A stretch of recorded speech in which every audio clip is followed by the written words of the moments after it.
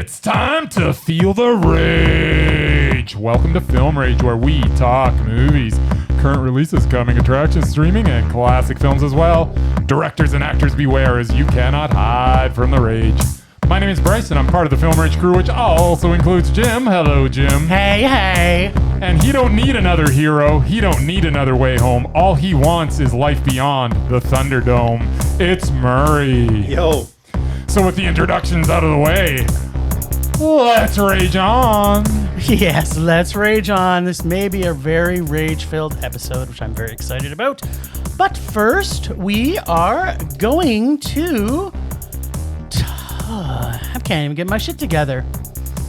No, this isn't it. Yeah, This Jim. isn't it. What This the hell? isn't it. What is all this? This week on the podcast, Okay, then. we're going to talk about 3 films we saw in theaters. That's a lot. Some streaming movies we viewed. Open Rage, Murman Minute, the list. Will Rai make the Undoubted list? Just wait to find out. Rage or dare. Then we sign off and focus our attention on all the horror event podcasts to get caught up. Which reminds me, everybody who's listening, please also check out All the Horror 18 on Instagram and Twitter, as well as you go to allthehorror18.wixsite.com, and then also check out scaresthatcare.org. Be prepared next week when we will be doing our special spooky edition of the horror with the best little whorehouse in Philly and Georgie, just like in that It Clown movie. Sure.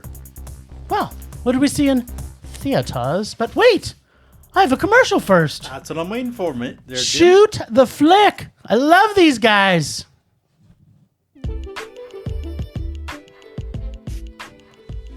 Hey there, this is Frankie Sparks. And this is Scott Eisenberg. We're married. And we have a podcast called Shoot the Flick. Every week, Scott and I introduce each other to a new movie the other one has never seen. We talk about it, give our thoughts on it, and also share some behind-the-scenes fun facts. We want you guys to come along and enjoy the movies with us.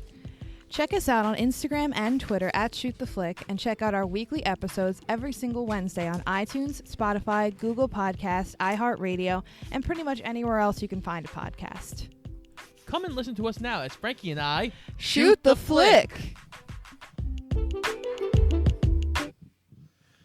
Oh, I love those Alrighty guys. Oh, they're the best buddies on Instagram and Twitter. I think it's Instagram. Oh, You it's don't want people to get confused and Twitter. punch too. in INSTO. Instagram? It's an Twitter. Instagram. No, that's wrong as well. Instorgrams? I don't know. Maybe It's like when you weigh your potatoes. Instagrams on the potato wheel. I don't know anything about the social medias. That's right. You're, Well, you're better off, trust me. Just search Shoot the Flick. I'm not going to say that 5 times fast. And tell Frankie and Scotty Film Rage sent you. What's that? All right. Yeah. Okay, then. Let's talk movies. What we saw in theaters last week. Oh.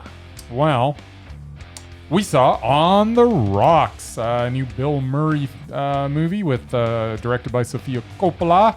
Isn't it more of a Sophia Coppola movie with Bill Murray in it? I would say. Sure. Just checking. Just checking.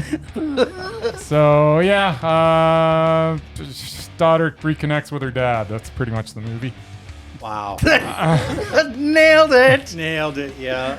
I did not expect this to be a wacky comedy, but that's sort of what it is.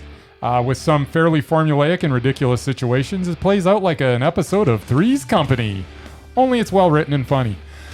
Bill Murray is in top form and Rashida Jones is able to play off his brilliance. This movie has one major fault, and that is its uninspired ending, with everyone just sort of forgiving each other and moving on with no real motivation to do so. But I guess sometimes that's the way it is with family. I don't know. Not my family. I hate some of the bitches in my family. Still, ending aside, this movie had great performances and many laugh out loud moments, which at the end of the day, even though I had a major issue with the ending, Don't do it.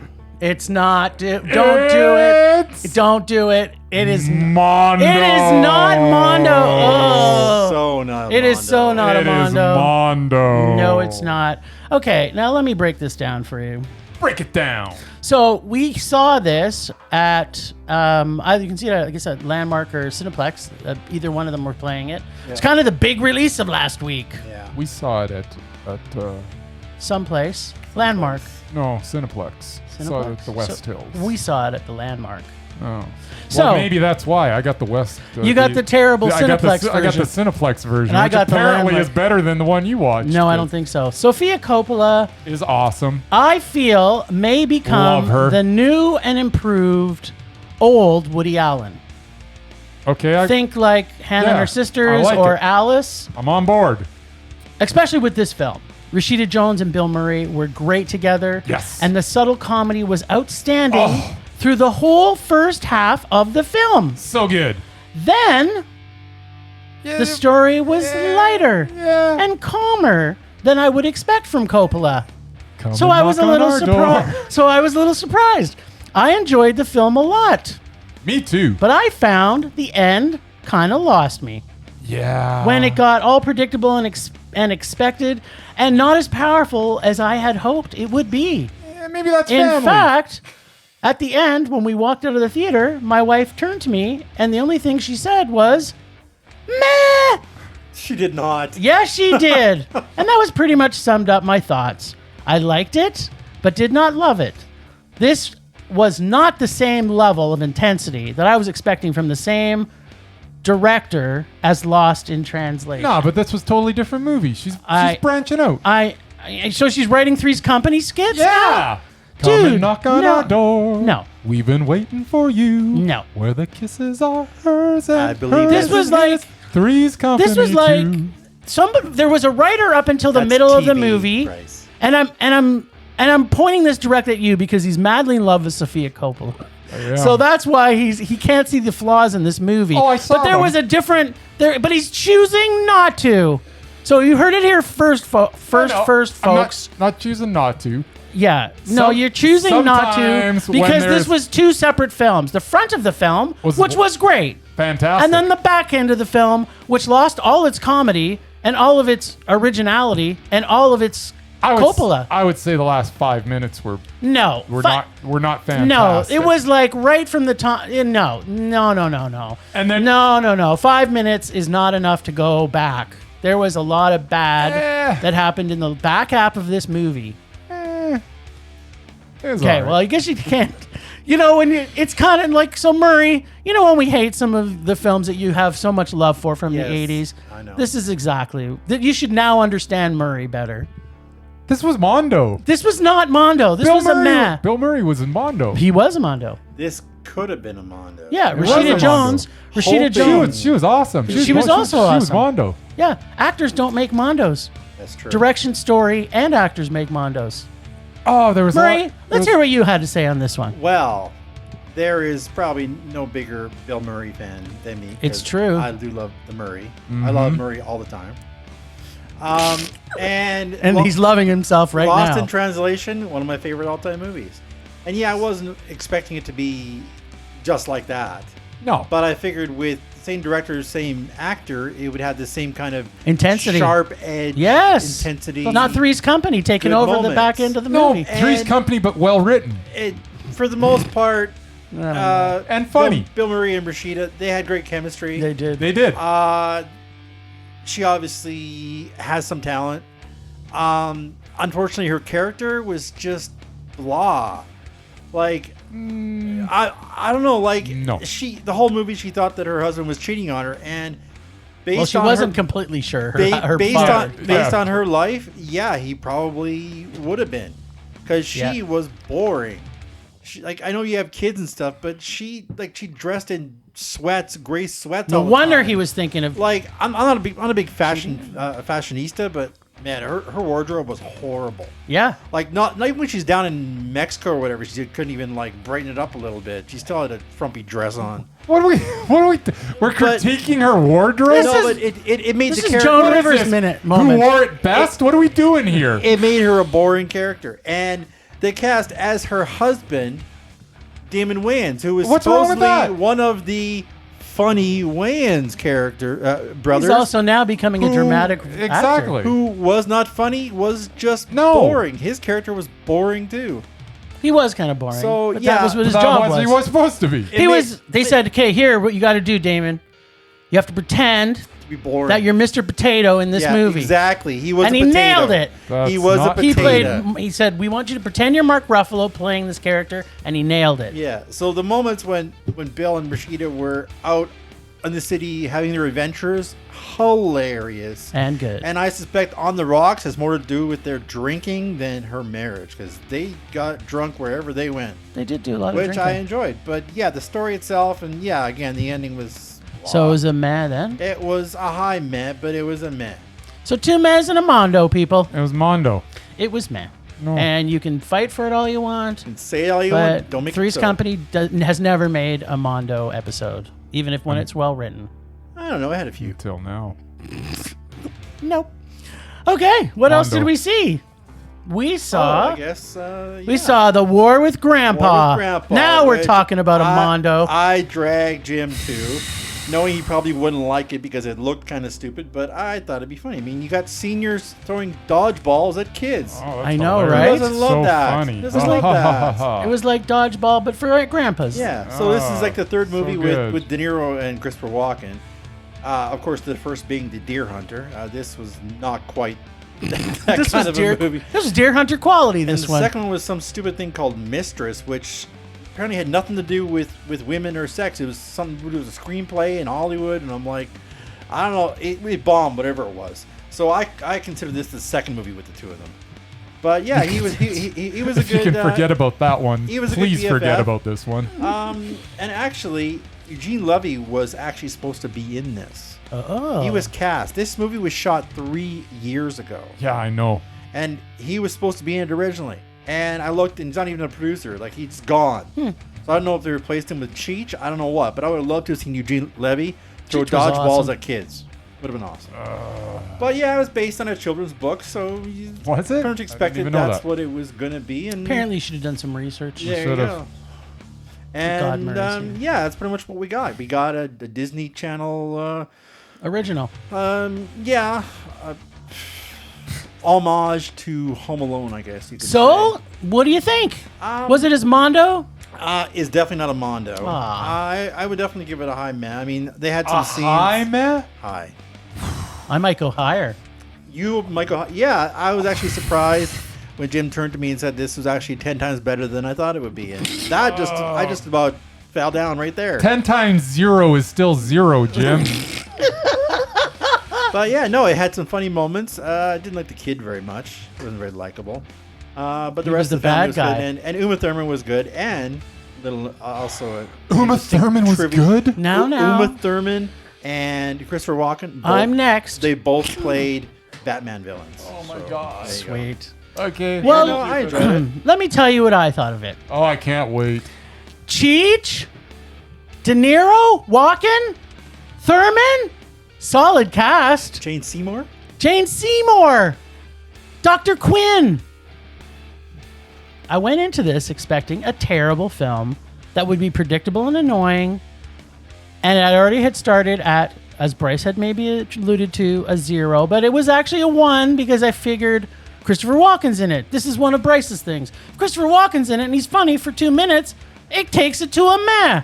So I'm just Right. pre-warning people. That was one case. No, that's every case. You just literally gave Sophia Coppola's meh movie a mondo. So your taste this week is not necessarily the judgment. Whatever.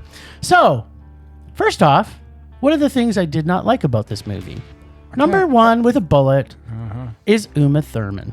Pretty much the entire film, she was practically just dialing it in, and I did not feel she had any intensity that we would expect from an actress of her caliber. So that was the first thing I did not like. Sorry, Murray. I thought she was terrible. Predictability was pretty constant through this entire, what did you call it?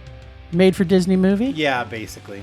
But the predictability Very good. became a warm glow as this film started out with a bang. Yes, seniors abusing the condescending grocery manager, with one even throwing a tomato. That was when the good. guy threw the tomato, I lost my shit. I thought that was the funniest scene they could have put in that movie. What is wrong with you two? It was hilarious.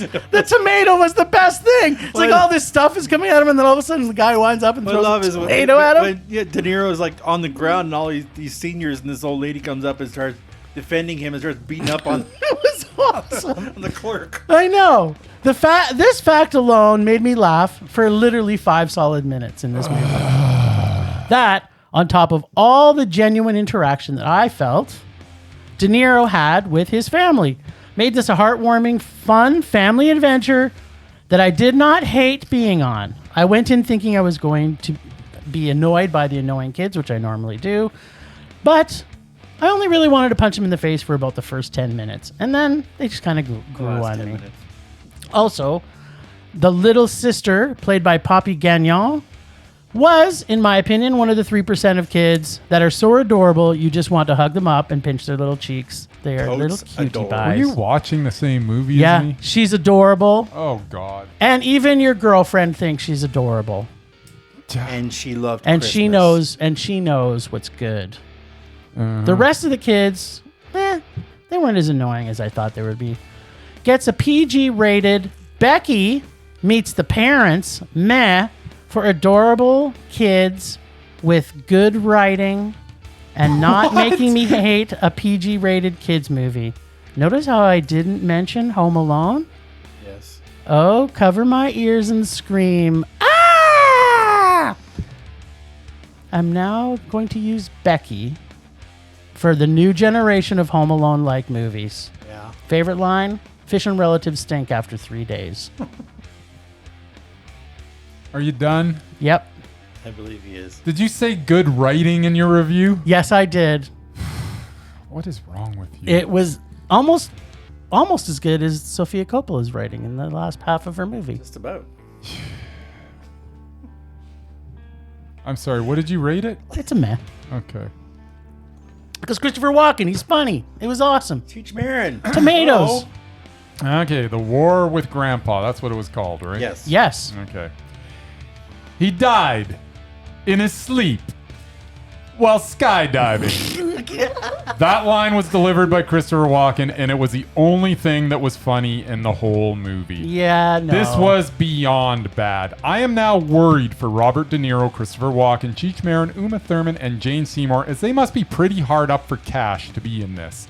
This sat on the shelf since 2017, and it took the pandemic we are currently in for it to see the light of day. It is sad that theaters are so hard up that they would waste one of their screens on this trash. Of course, what do I know? As this was what the #1 movie of last weekend. Exactly, dum-dum. Of course, Hocus Pocus from 1993 starring Bette Midler was #3. Yes. So that must say something about the health of our cinemas, but I digress.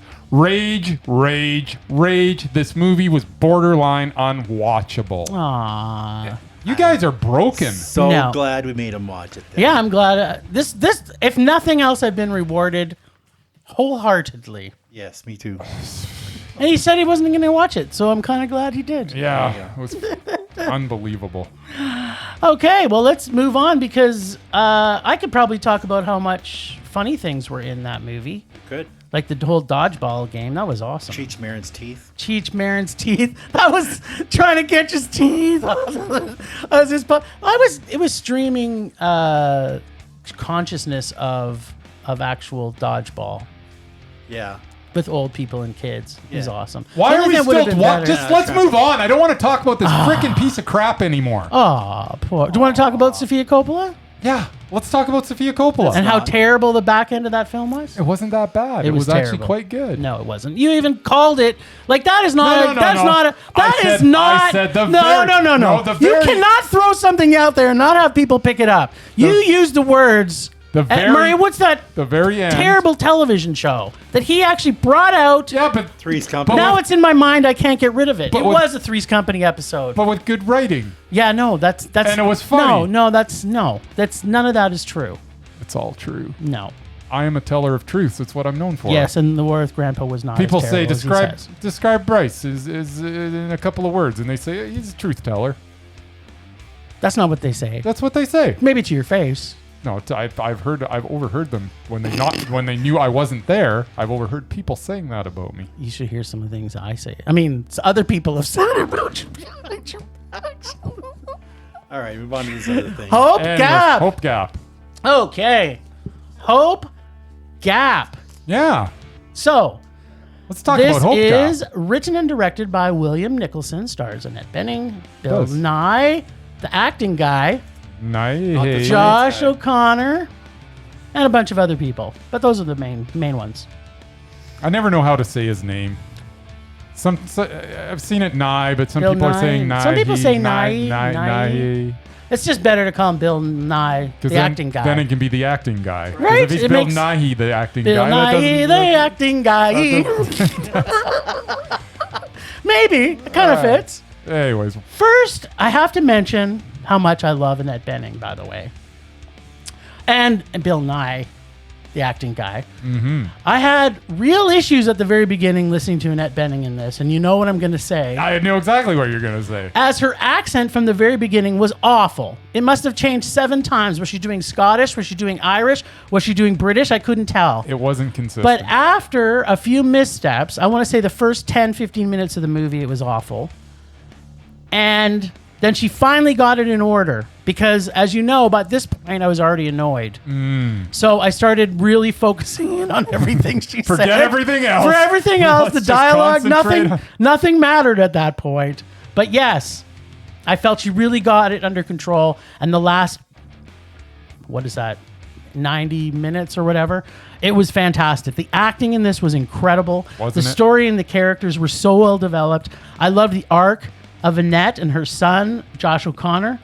There are so many complex feelings that come from Benning's character, and the son's journey were equally rewarding. It was a great ending to a great family dynamic film. I loved every single thing about this. Favorite line, marriages don't bleed, but it's still a murder. Or, this one actually made me laugh for about 5 minutes too. So Yes. it's not as equal as the tomato. Oh, it's just stop but with the tomato. I thought there was 3 unhappy people, and now there's only 1. Yeah. That was the line. It was the truest thing It that was could the- ever be spoken. I too. know, right? It was It's so like- good. It's like, you know what? That was what snapped her out of it. It's Right? There were 3 unhappy people. Now there's only 2. Or Now 1. there's only 1. Sorry, 1. So what do you think? It's a super mondo for me. Super Mondo. Bill Nye's Mondo. This performance as Edward is one of my favorite ones of the year. This was award-worthy stuff. So you were like infatuated with Annette Bening. I was more infatuated with Bill's. No, I prefaced this at the beginning that they were both awesome. Yes. This story of Grace and Edward's marriage coming to an end after 29 years is lifted beyond its potential by the performance of Bill Nye, in my opinion. The writing is also very good with little attentions to detail, such as Grace and Edward having desks in the same room but looking Yeah. out different windows with very different views. Kind of parallels them. The scene where Edward asks Grace why she always drinks only half her tea, with Grace responding, "I suppose it's because I don't like things to end," was a roadmap for the rest of the story. Yes. This movie is very, very good, but is it Mondo? Oh yeah, it's definitely better than Sophia Coppola's movie. The performance of Bill Nye is enough to make this Mondo, so I say yes. Bill Nye takes this movie from a high meh to Mondo with the performance of the year. This was Mondo. He was great. You know what? I love the complexity of these characters. Yep. I thought the writing was very on point for the whole The movie. writing was so good. Even with Bill the Nye. director was good. The way that it's just everything. Yeah, It was this very is- well made. This is film. probably going to be in my top 10. Wow. The emotions, yeah. And a lot of that, I could really connect with Benning's character in it. Because, I mean, she's the real focus of the story. Bill Nye is somewhat of a peripheral character to be, in my opinion. Not that he didn't do an outstanding job, because he was brilliant. But he's brilliant in everything, so it's not like... He blew me away. Like, he's always brilliant, but this performance blew me away. Oh. But even what's his face? Josh O'Connor. He did a great job, too. Like, He's good. His character was kind of the anti-Christ, Kim made me watch an episode of The Crown after, so I could watch him as Prince Oh, Charles. that sounds terrible. Yeah. It actually was pretty good. It wasn't as terrible as you thought? It was all right. Murray, he just said something about TV. I know. Isn't that against the rule? It is a little bit. But he also brought in... He already brought up Three's Company, so I guess we're just breaking rules. Breaking rules all along. That's true, he is. Wow, that was a journey. Murray, did you end up seeing this one? No. Right. Funny enough, it's actually on TV, because I saw it on Crave the other night. What? It's already So I could have watched it, but, work. It was supposed to get a release early in the year, and then COVID happened. And then shit. And then... Well, Crave got a hold of it, so they have it now. Yeah. Cool. So you check can, it out where you can, because watch it's worth it it. at home on your TV screens if you have. Oh, Crave. this is a real good warning for someone's rage. Just saying. All right. Well, what do you say we dance? Are we dancing? Thought Yeah, we're doing. we're- We're not doing the other one. I forgot. No. What other one? The Is other there another one? No, the thing that we're not doing anymore. Dancing. There's a thing we're not doing anymore? No, not this week. We're dancing. I don't even know what we're not doing Streaming. anymore. Oh! Motherfucking streaming. We're just streaming. And Murray, did you do any something? Hey, before we do that, though, streaming. what's coming out next Bryce? week, Jim? Hey, Bryce. Have you been doing some streaming? No, I was just wondering what's coming out next week. And we don't want to talk about it because it's not worth it. All right, fine. And we're not going to necessarily be here next week. Sort of. Also true. You're gonna Somewhat be a, something don't sort tell of. people untruths. There's going to be a podcast. There's a next week. special edition next Ooh, week. We'll go into that later. Yeah. You're always just getting way ahead of things, Jim. I didn't get ahead of anything. Murray knew everything that was happening. So, I'm sorry, what were we talking about? Read my Streaming. emails. Dick Johnson is dead. he No, really? isn't. Nope. No, he's not. That's disappointing then. Yeah, it's kind of false advertising. I feel like there's a lawsuit that could be filed. Totally, I'll sue. All right, so Dick Johnson Get is him, dead. Tiger. Documentary, I guess, from 2020. Okay, unique documentary that is funny and sad all at the same time. The filming of Dick Johnson dying over and over again, Groundhog Day style, was for the most part quite amusing, and the overall contrast between the humor and the heartfelt moments was well executed. This film, in which so much was based in fantasy, is one of the more real films you will experience. The love that Kirsten Johnson, the director of this film, has for her father, who is starting to reel from the effects of dementia, is quite clear. And it seemed to be a type of therapy for everyone involved in the process. I like this one a lot. It was a high, Matt. Oh, there you go. You liked it a lot. Well, this doc, in my opinion, suffers from the trailer is better than the film syndrome. It seemed like this doc was going to be hilarious and fun. It was. And it was at times, but there was, in my opinion, too much time with the director talking too much with her dad and not really showing the hard items, in my opinion, that needed to be shown that were happening in this film that we did not see. Okay. There was too much, I think, pain that was happening around. We just got to see little snippets, which in my opinion, when she'd come in afterwards and start talking about the fact that, this is this and this is that, we never saw that. We never saw the downside of her dad. No, and I think that was the point. Yeah, I know. But what I'm thinking is I didn't enjoy it as much because I was expecting that. Okay. I was expecting two things. Number one, I was expecting to see the actual package of the movie that she was creating for her dad dying all the time. But we just saw little clips sprinkled here and there between different things. They had that one scene that had it was like the big grandiose scene, which I was expecting to see be as the end. Yeah. And it was just, I don't think it was edited the way that I was hoping that it would end up being. I didn't hate this fair. movie. That's fair. I didn't hate it. I just think that I think what should have happened is she should have wrote it and someone else should have directed it. I think we would have got a more real story than what we got, which was maybe it's just a love letter to her dad and she wants him to see it before she goes. And that's good. But when you have a documentary that you're advertising, he's dead. Not that I wanted him to die, because I'm glad that he's not, because he's a cool dude. But I think that she didn't make it as hard for us to watch as it could have been if it was in a different director's, because it's her own dad. I don't think she wanted us to see that his demise like she did her mom. Yeah. No, exactly. So it caused it to still stay a meh for me. Otherwise, if I think there was harder things to watch in this, I would have given it a Mondo. Hey, Jim. What? Speaking of she should have wrote it and someone else should have directed it. Oh, let's talk about the 40-year-old version. Not virgin. Version. Yes. Radha is a down-on-her-luck New York playwright who is desperate for a breakthrough before 40, reinventing herself as a rapper. Ragamus Prime. Like Optimus. Like Optimus. Just getting that now. Yeah, I guess. I didn't even see it. When it was in the movie. Anyway, I thought this was cool, and I liked kind of how it was written. Yeah.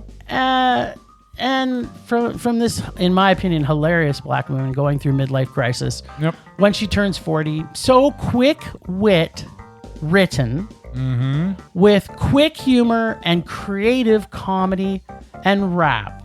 And I'm not even a fan of rap, but I do like spoken word and poetry slam. So I was really enjoying that part of the movie. I found I laughed pretty much through the first 40 minutes. And then shit got super serious, almost the Coppola syndrome from I talked earlier, and stayed that way through the end of the film. I liked it a lot. Syndrome.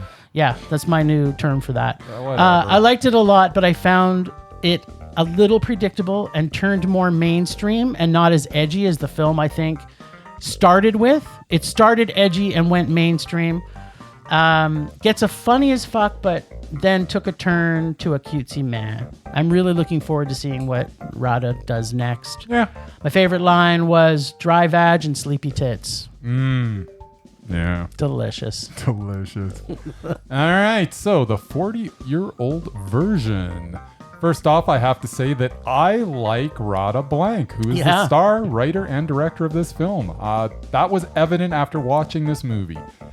The movie, on the other hand, had some shining moments, but on the whole, it was just okay.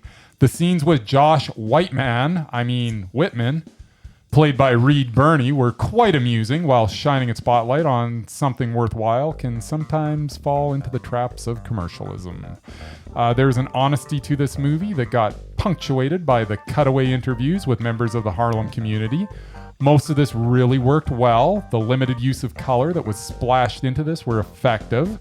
I am guessing that Radha has had her work compromised in the past by outside forces, and that would explain why she chose to direct this. However, I feel this could have been a more cohesive experience in the hands of a more experienced director. I wish she wouldn't have directed this. I think it could have been really, really good. Yeah. Without her doing everything. But did you get the same feeling as me? Is that it was almost like two acts? And the first act had all that great comedy and edginess and grittiness that the film, that was I was expecting. Yeah. And then it just kind of slowly started to develop into this mainstream kind of love story. Honestly, Jim, it was just too long. This clocked in at over 2 hours. And for this story, I'm not sure we needed that long to tell it. Yeah. And I think that had you had your two halves of the movie, but the back third was... it was an hour of the funny and a half hour of, I think it wouldn't have dragged as much at the end. Still likable characters, funny bits, but it's a man. I'm super looking forward either to more of her writing. I want to see her more. Maybe her next direction. Yeah. Well, because maybe this is such a personal journey for her. Yeah. It's again, maybe this is it. This 40-year-old version and the film we just talked about. These are cases where they're too close to the project. Yeah. And I think sometimes when you're too close to a project, you're not getting its full benefit. Yeah, maybe. I truly believe that that she's had work in the past that that she's done. Yes. That probably got twisted in a way that she was like, that's not really what I What you intended. wanted. And so I think she just, with this, she got the okay to do everything. And Yeah. she said, I'm doing everything. That way it gets done the way I want it. And for that, much respect. However, I wish she would have found just someone she trusted to direct it and went that way. Well, it was, and I guess if you're going to write I think she probably fell in love with everything she filmed because this coming in at over 2 hours. This is not an over 2 hour story plot. to tell. Yeah. No. So. Yeah. Agreed. But I love her, and I look love forward her to too. seeing her more. I look forward to seeing her name as a writer more. I think she's great. She could be in everything, and I'd be happy. Cool. Oh, God. So The Cleansing Hour streaming on Shudder. Shudder. Actually, the previous two were on Netflix. Both so. on Netflix, yeah. Yep. So this was on Shudder. Dum dum. Dum dum dum. No, that's Shudder. The dum dum. Dum dum. Yeah, that's what when you click onto Shudder, it goes dum dum. Oh, yeah, and then it's got the actual John Carpenter music. Dum dum. Anyways. Dun dun. Dum dum. Hey, I did it really good that time. That was good. Dum dum. Okay. What did you see? The cleansing? Sometimes I feel like I'm beating a dead horse. The Cleansing Hour. That's what we were talking about, right? Yeah. Did you feel cleansed after seeing this movie? No. This was based on a short from 2016 directed by the same dude, Damien Levesque. The story of a staged online exorcism that goes wrong is a decent enough concept. The effects were okay and the actors were okay. Some of the characters were not developed as much as I think was needed, especially the eventually possessed Lane. Not sure how this all came together. It just makes for a fairly enjoyable journey. It was a meh. That's all I got. oh no, I got one more thing. Oh, what? Dum dum. Oh, there you go. Now I feel completely satisfied. Satisfied. It's meh. CGI Demon Hell. Oh, wow. Introduce. Sorry, let me start again. CGI Demon Hell. It had a very interesting plot idea, sort of. Yeah.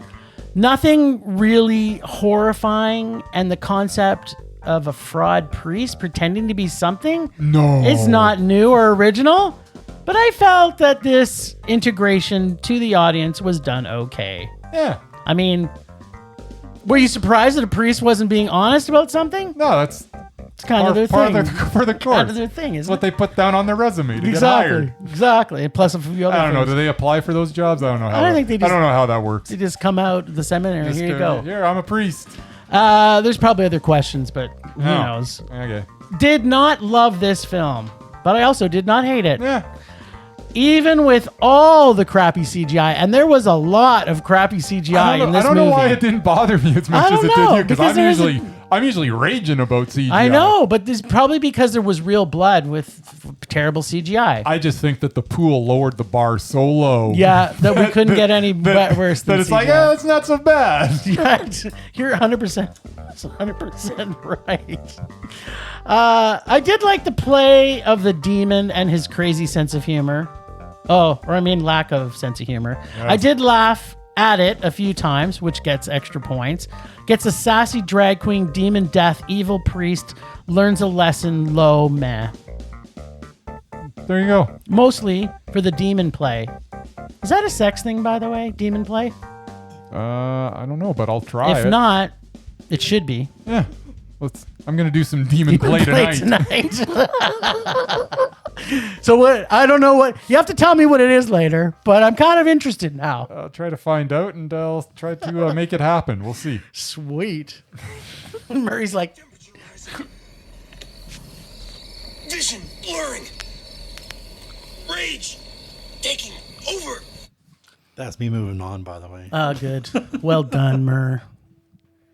So, my rage this week stems from the fact that I saw a children's PG-rated film this week, I'd be raging about that too. and I didn't hate it.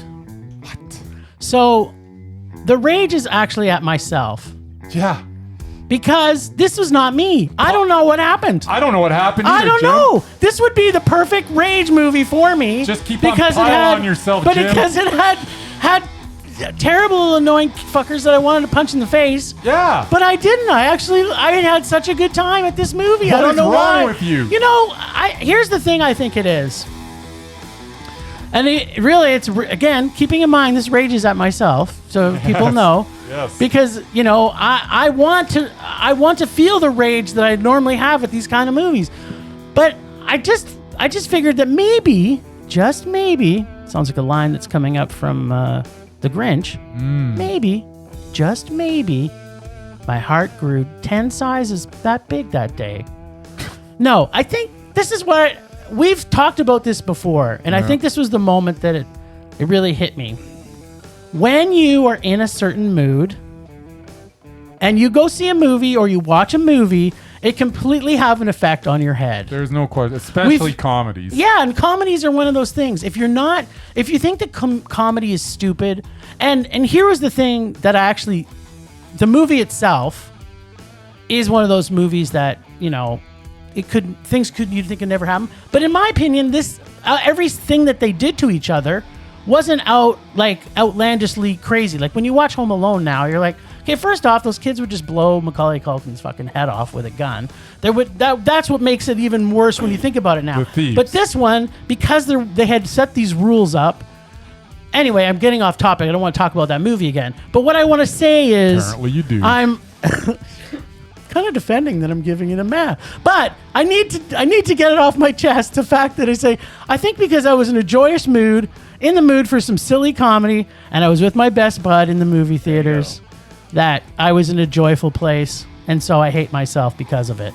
That is my rage this week. You should hate yourself. I really hate myself. Good. This may be the last time that I like that type of movie, but I'm going to say I didn't mind it. All right. And I've never loved you more. All right, buddy. Beat that, bitch. Okay, I'll actually have a rage instead of, I don't know what the heck that was. I was raging myself. You're raging at yourself. My rage this week is Disney. And the fact that they are trying... Oh, that's a way better rage. and the fact that they are trying to kill the cinema. It seems Disney is gearing up to change their method of distributing content to online streaming. They seem to have a plan to abandon the theaters and have their streaming platform debut basically all their productions. The days of the cinema seem to be numbered because as Disney goes, the rest of the industry tends to follow. This is a dark day for the movie theaters across the world.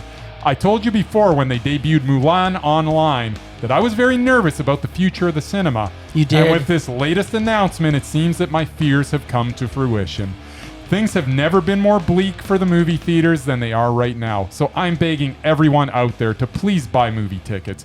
Go to the theater, save our cinemas, and screw Disney. If you have a subscription to their service, you're voting with your dollars to close down the movie theaters. Please don't be part of the problem. That's my rage. You know, I couldn't agree more. Well, go ahead, sir. Yeah, I was about to say the same thing. That's why I will never, ever subscribe to Disney. Yep. Here. Yeah. So, I'm kind of dumbfounded because I 100% agree with that. But there was, in addition to the announcement, what was the announcement that Disney actually said? What did they say? They said we're never something, blah blah blah something. Basically, they're rejiggering their whole concept. It's going to be on. Things are going to be debuting online. It's going to be like Mulan. So they're not going to bring stuff and they're to the moving theaters. Towards that complete forever now. Even when theaters ever come back. Who knows? But their initial announcement got their stock up immediately because everybody's great. We went off because we're not losing money because they're basically just abandoning the theaters. Did you happen to do, just for curiosity, obviously I'm not putting you on the spot, but did you happen to look into whether or not they've actually made their money back on Mulan yet?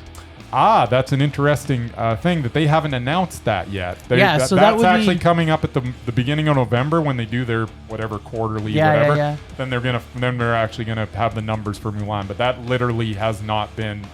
Because do we also think then? This is just between us dudes, the sausage party that we have in front of us.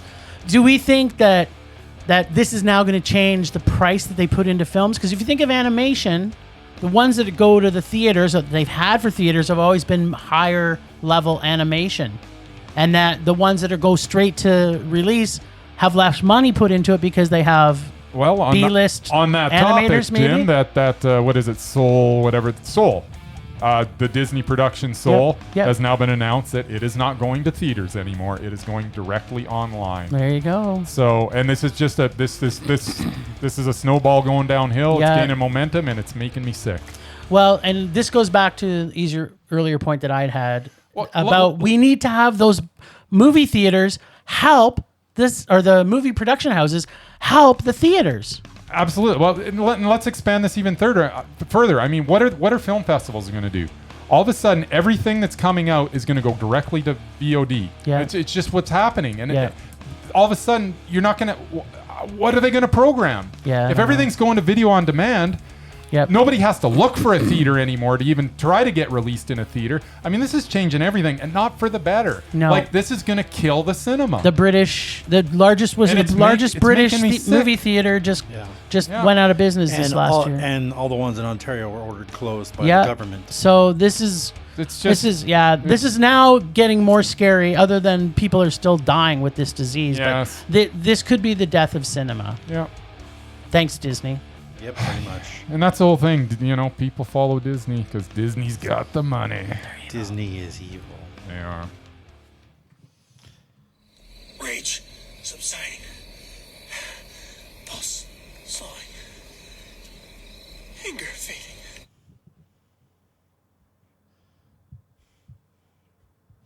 Not gonna intro me there? It's good, man. You're supposed to introduce me. Oh, sorry, the Murman Minute. Yeah. But wait, Thanks. I like to hear the music. Well, yeah, but I had to do things. I was waiting for the intro. Oh. Okay, well, Snapper Dapple. didn't have much of one this week because, yeah, I don't know. We talked a lot about movies. Yeah. One thing everyone here at Film Rage can agree on, we hate rom-coms. Yes, we do. One thing that drives me Well, we hate nuts Bryce is when he the likes rom-coms. absurd age difference between the romantic leads. Pretty much in any movie. I can't wait to hear this, by the way. Recently, there was a Kate Winslet film from this year's festival Yep. called Ammonite. It features a lesbian affair between Winslet and Saoirse Ronan, who is 19 years younger. It's not totally unreasonable, Yikes. just a bit uncomfortable. Here are some truly icky Wow. connections. Okay, I want to hear these icks. Yeah, okay, let's hear 'em. First up, we got Gene Wilder and Kelly LeBrock, Woman in Red. Oh, yeah. 27 Way to go, Gene. years.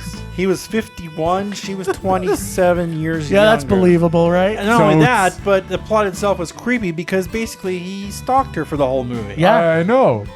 It's funny. Yeah, it's Jimmy. funny. Then we got one of my least Jimmy. favorite people on the planet, Sean Penn and Okay. Emma Stone in Gangster Squad, which you guys talked about. 29 He's so years. good looking. I mean, maybe it's because he was a gangster in the movie, so they Yeah, usually makes hang sense. around with 18-year-olds. Yeah. Look at the President of the United States. Yeah, but it's like 29, 30-year difference. You're supposed to believe that she was supposed to feel anything for him at all. But anyway. Then we have, this one's really creepy. All right. Michael Caine and Michelle Johnson and Blame It on Rio. Oh, God. Which, if you've never seen it, it's a 33-year And they look difference. it. Could have been his granddaughter. He was 50. She was actually only 17. She had to get Wow. permission to be in the movie from the courts. No Because she doubt. wasn't old enough. Did she show her boobies? Do you remember? I don't remember the movie. I remember it was bad. But yeah, in don't the remember film, either. basically, his character has an affair with his best friend's daughter, Yeah. who sleeps with him on the beach, gives him a naked Polaroid of herself, and eventually tries to commit suicide out of shame. This is a Makes romantic sense. comedy? It's hilarious. It's love. Hilarious. Then we got good old Jack. Jack Nicholson always likes the young women. Yes, he does. Although in this movie, Something's Gotta Give with Amanda Peet, apparently his character doesn't date women under 30, so that was part of the story, but still. 35, He was too gross to want to date. in that movie. 35 years. He was 66 years old.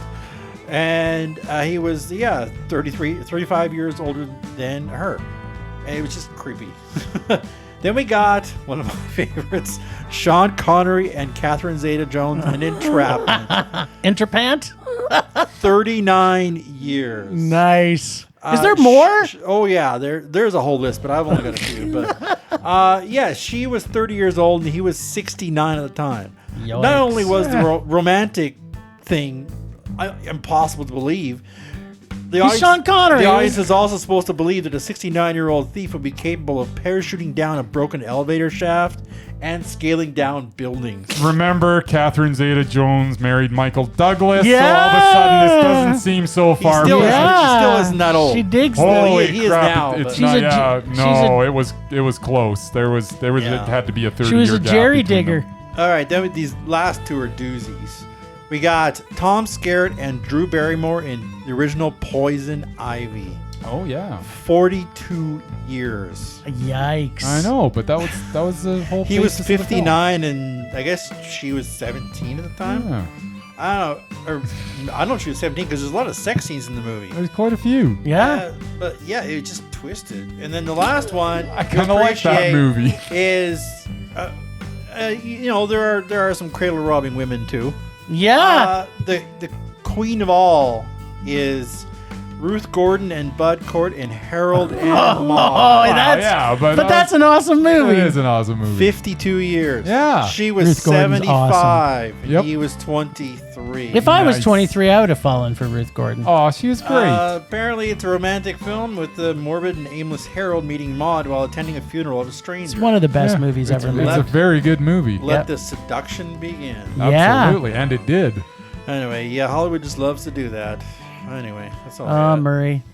We just when we thought we couldn't get more creeped out. Yeah, well, you're welcome. Now I'm going to think about Harold and Maude tonight. Yeah. You do that. Okay, the list this week. I didn't come up with anything because you said we had to talk about Ryan somebody. Ryan Gosling, That's people. the one. One of the Ryans. Yes. Well, He's so dreamy. I put him forward last week. And apparently I was the only one that hadn't seen all his movies. Yeah. So I had to go see his movies. Pretty much. I think that's all gonna hang on La La Land. I don't know. Maybe not, because remember, I'm not a big fan of space exploration movies unless they're sci-fi. Yeah. I don't like sci-real. I like sci-fi. What? First Man like was I like based on a real Cyreal. person? Yeah, it's based on Neil Armstrong. First man steps on. How is that sci-fi? It's It's not. It's That's what science he's fact. saying. I don't like science fact. I like Oh, science fiction. All right then. So I'm just gonna go back from. I have all of mine. You guys have already given yours. Yep. 2013 was Gangster Squad, which was a Mondo. Okay. Only God Forgives, which was a meh. The Big Short was a Mondo. La La Land was a Mondo. Wasn't it though? It was a Mondo. I mean, And the holy reason smokes. why it's a Mondo, I'm gonna agree. is because it's not really a musical. Okay. Well. Kind of is. There is music in it, Yep. but this is a complete homage to the 50s musicals. Absolutely. Yeah. And it was more about the romance, and it had the perfect ending. And it was just The absolutely perfect It was ending. just a lot of fun. It was, yeah. Should have won the Oscar, by the way. No, it shouldn't have. Yes, But it it was still a Mondo. Yes, it should have. Okay. Well. No. Song to Sing was a meh, so that's Mondo meh. Yep. We've got The Nice Guys, which to me was a Mondo. Yep. Blade Runner was a Mondo. Mm-hmm. And this is where we may have some problems. Is that First Man All was it has very to- boring. All it has to be is a meh. It was very boring. You're not raging on First Man. And I love Ryan Gosling, but unfortunately, Wow. it was a meh. Oh. You I had to me- wait for the music to hit that spot. Nicely done. You had me going there, Jim. I would Ryan have been Gosling. very upset if you had raged is- because you're the one who recommended him in the first place. Hey, I hadn't seen the movie. Yeah. I had to put him forward because he had enough Mondos in his backpack. In his backpack. So we now have a new Undoubted, and it is Ryan Gosling. there you go. His next movie better not be a meh, though. Yeah, or else he's gone. Or he's gone. Well, we'll be having more discussion about that in a little bit. And apparently we won't see it in the theater. We'll probably be streaming it. But I am He'll putting invite us over forward, to his house to watch it. Cool. seeing as how he came up in conversation He's this probably week. got a nice TV. Bet she Yeah. does. I'm putting forward. Oh, you've got more. I've got an Undoubted to put forward again, All right, let's do it. which I've seen all their movies. So, All their movies. well, I don't know how they identify. So I'm assuming it might be a there. Okay. I'm not going to tell you who it is, Oh, I already but the know. movie is who? It's the Wachowskis. I wish. Oh. No, it's not. Well, you said 1995. Maybe they identify something different now. I don't know. I haven't seen this person since 2003 in a movie. there. All right, go ahead anyways. 1995, Oh, so Just they're Cause was a Mondo. Just Cause. That was with Sean Connery. Yes. Yeah, that was Mondo. And then 1995, First Night, which was a meh. Oh, You met that one? It was a meh. Is it? Do you think it was a Mondo? No. I wasn't a I rage. thought you would rage on it. No. A lot of people raged on it. It's got a good cast. Okay, just refresh my memory, because maybe I'm remembering this incorrectly. First night, he played King Arthur. Yeah. Yes. And Richard Gere played Lancelot. And basically, he falls in love with Lady Guinevere. Oh, God. I don't know that was a meh. I think it probably was, but you might have to go back and see it. Let me think about this while you go on with the rest of Okay, it. so Good action scene. then we've got The Rock, which was a Mondo. That was what they had the stupid "We Will Rock You" thing going on in No, it too, no, right? that was a different That was night. a different night. That was with That what's was his- Knight's Tale. Yeah, Knight's which Tale. was a Mondo. Yeah, which was a meh slash rage. But Okay, I'm not putting Heath Ledger forward. Okay, just a second. Okay, though. The Rock is a Mondo.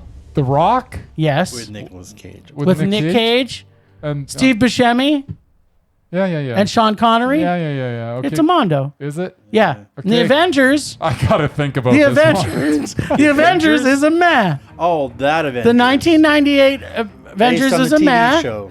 1998 Playing by the Heart was a Mondo. And Entrapment slash Entrapant is a meh. Although I was sexually attracted to both of them in love, so the age difference didn't bother me. Finding Forrester was a Mondo. And this is the one that could ruin it for you. The League of Extraordinary Gentlemen was a meh. The League of Extraordinary Gentlemen was complete dog crap. You are being It's very the- kind right It's now. the biggest rage that there's ever been. What the hell are you even talking about? That movie was so freaking awful. You didn't think it was a freaking meh. You're not that dumb. I was going to give it a Mondo. No, you were not. You weren't. Anyways, is that what? That couldn't have been the last one. That was his last movie. Okay, I don't even know what we I were talking believe- It's about. Sean He Connery. That was his retired. last movie. He retired from acting. Yeah. He retired. That movie broke him. Oh my God! Yeah, if you take out the last movie, he had a shot, but even there, I think he went down in flames with a couple of things in there. He became Liam Neeson. So yeah, no, I'm sorry, Sean Connery's not. People, you heard Undoubted. it here first. It's Bryce again that's made it a ruin. Oh, it's you, Bendon. There's no way you thought that was anything but a rage. The League of Extraordinary Gentlemen was just so frick. I'm gonna go back and watch it tonight. Watch it again, please. I'm going to. I'm going to go buy it first, and then I'm going to watch it. Yeah, that's a good idea. You should spend money on it. Yes. Well, we got one on. We did. Good news, people. The League of Extraordinary Gentlemen. Hey, I actually didn't mind it, but a lot of people hated it. Oh, Yeah. it was awful. I like Captain Nemo. He's cool. He goes in a boat underwater. Oh my. Not to goodness. mention, what's her name, Nikita, who was Yeah, who was super like hot. Mina from like Dracula. Yeah, man. It was just all bad. So good. You talk about bad CGI. There's the frickin' The start of the it. poster child for bad CGI. Exactly. All right then. That's all for the list, I guess. Eh? It is. All right then. Last time on Rage or Dare, Jim thought the new Dare bag was a Halloween trick-or-treater's bag full of delicious candy, so he dug his hand in and pulled what appears to be an apple filled with razor blades. When he pulled 9 lives, which we'd never even heard of. This week, both Jim and Bryce will have to either reach back into the apparent Dare treat bag, or will they come back to the safety and security that only my awesome bag of tricks can provide. Let's check in with Jim and see if Jim pulled a murderous apple, or was it a sweet caramel apple in disguise? Well, Jim. Well, this is going to create a lot of controversy. No, it's not. Yes, it is. First scene in the helicopter CGI was awful. It looked like he was not even on a green screen. It was on a blue screen. Okay, I've already forgotten. What are we talking about again? 9 lives. 9 lives. Okay, go ahead. Yeah. which sets the stage for the rest of this CGI horror about to unfold. And Kevin Spacey, this guy was Kaiser Soze, for God's sakes. This is the same actor? The delivery and acting by Spacey in this was so terrible, and I mean so terrible, I swear to God, he thought he was dialing it in so badly. There must have been a reason, though, why he made this movie. Think, Jim. Think. Perhaps he was being blackmailed. Yes, that's got to be it. By one of the underage boys he was making advances of. And they said if he didn't make this terrible movie, destroying his career, that he would report him or something. It had to be the reason why he made this movie. Nothing else could have made sense. Fair enough. This must absolutely be the reason. This dialogue was so terrible, I thought to myself, what was the reason Kevin Spacey was not on our mesmerized list? Can you remember, Bryce? Oh, yeah. I remember. That's right. Because Bryce thought that The Life of David Gale was the worst movie ever made. True. And he is now wrong. Because I now live inside your world, and it is not that movie. It is 9 Lives. Just a reminder, this has quite a few of my most hated things in it. Just to name a few. Annoying children you want to punch in the face. Terrible acting, terrible script, contrived story, CGI animals that are terrible CGI in general. People who get stuck in animals, other people, or inanimate objects. I can't believe this is actually a subgenre that has more than one film in it. Comedies of things supposed to be comedy adjacent. Idiotic romance storylines in already done movies just to add more things that are annoying. Drunk cats, or just cats that are more annoying than kids that you want to punch in the face. Terrible predictable drivel. Unrealistic business made up facts to build suspense are just annoying and not funny or suspenseful. Pretty much every single thing about this movie. Who is this movie made for? Children? Adults? People in mental asylums? People with Alzheimer's who won't remember it after they saw it the day before? People trying to learn English using the simplest and most annoying words in the English language? Only thing good in this film was Christopher Walken. And that is why it pains me so much to say that it is unfortunate that he has to be now taken out of the mesmerized list by rule put forward by Bryce, specific to Kevin Spacey in The Life of David Gale. And since this movie was worse than that, unfortunately, Christopher Walken has now been removed from our mesmerized list. This was the worst movie ever made and gets a sadistic rage so powerful it has taken one of the most amazing actors off of our ever so fantastic mesmerized list. Wow. Favorite line. Makes me sad, but I understand. I use the newspaper in the poopy boxes, and I see your face all the time. This sums up the movie. It is a rage. I'm sorry, Christopher Walken. Sorry, Christopher Walken. You're going to have to make a whole bunch of good movies to try and get on our Undoubted list now. Yeah, I mean, he made his bed. He's got to sleep in it. It's the way it goes. He picked this, and Kevin Spacey was in this. So double whammy. He's not coming back. So even if I didn't, he probably would have been booted off after this. They would have been both. It would have been a double boot. This is literally the worst movie I've ever seen. It almost makes me want to see it I find that now. hard to believe. But Yeah, please don't see this. I will pay you money not to see this movie. all right. It's awful. Oh yeah, we got the other thing going. Yeah, so we now So have to make a decision. I think we're going to go in the new Dare bag. There's been so much good in this bag already. Yeah, it's such a... It's literally had the Plus- worst movie we've ever picked. Plus, it's brand spanking new, and it gave me actually a quite enjoyable It gave you movie the best first time. pick. Okay, Mur, hold it up and let Bryce pull from this bag. Bryce and I will be watching this movie when we come back to regular programming in 2 weeks. But next week, you get a special holiday Halloween special. All right, Jim, I have pulled the little piece of paper. I'm holding it in front of me. I'm not actually looking at it, though. I'm going to show it to you. I'm going to get your reaction, and then I'm going to read it. Whoa. Okay, we've got a whoa. I think that might Turkish Star Wars, be... What the... which is an actual movie. From what year? 1982. 1982. Okay, once again, you got to look this up because it seems like. Have you done any research into any of these? I did on this one, yeah. Okay, so it is an Yep. actual. Okay. Yep. And it's one of those ones I have a feeling that we're going to have a hard time finding. Yep. But I'm sure you can find everything because you have that talent. It looks like it was made, was it 2009? No, 1982 it Oh, says here. 1982. There's another one here. Hold on. There's more than one Turkish Star Wars. Yeah, hold on. I looked this up before when they gave me this item. All right then.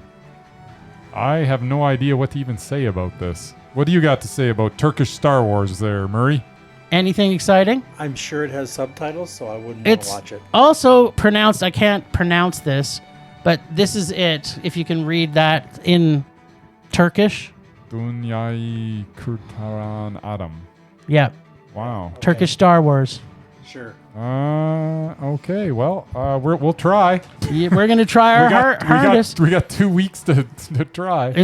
Hey, this is only right up from Wikipedia. This film is popularly known as Turkish Star Wars due to its notorious unauthorized use of footage, music, and sound effects from Star Wars Oh, yeah, good luck with and that. other science fiction films. I can't wait to see this, actually. Yeah, if it's got unauthorized music and stuff, it won't be on YouTube. I can tell you that. Oh, well. Never know. Lucas would have. We're gonna do our damnedest to find it. Apparently, whoever submitted this saw it, so I can't imagine that we won't be able Maybe to. they can lend it to you. Yep, absolutely. All right. All right, then. Well, this has been a great week. Thanks, Rages, for listening. Thanks, Extended Film Rage crew. Leonard Conlon is artistic vision via Leonard Conlon Photography. Listen to us on Podbean, Apple Podcasts, Google Play, TuneIn, Stitcher, iHeartRadio, and Spotify. Follow us on Facebook, Instagram, and Twitter at Film Rage YYC, and on YouTube, and our website at filmrageyyc.com. We are always wanting your feedback to make this a raging blast for all listeners. So please go on to Apple Podcast and rate us, review us, tell us stuff, or our website. You can also say stuff, or on Podchaser, and comment often. And please, if you do anything, make us rage. That's it for this week. Rage on. Rage on.